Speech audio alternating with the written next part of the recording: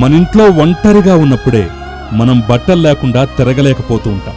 అలాంటిది నడివీధిలో ఊరి జనమంతా చూస్తూ ఉండగా ఒక ఆడదాని బట్టలు ఊడదీసి జుట్టు కత్తిరించేసి రక్తమొచ్చేటట్టు కొడితే ఆమె పరిస్థితి ఏంటో ఒక్కసారి ఊహించండి.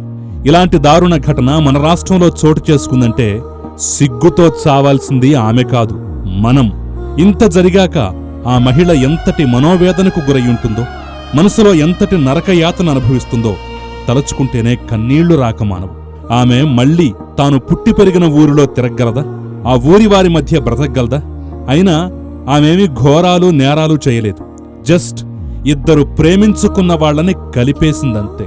నేటి సమాజంలో ప్రేమించుకున్న వాళ్లు ప్రాణాలు తీసుకోవటం, వారికి సహకరించిన వాళ్లు ఇలా బలి కావటం కామనైపోయింది. ఈ దారుణ ఘటన సత్యసాయి జిల్లాలో చోటు చేసుకుంది. నాకు ఎట్లన్నా కానీ మీరు న్యాయం చేయండి సార్.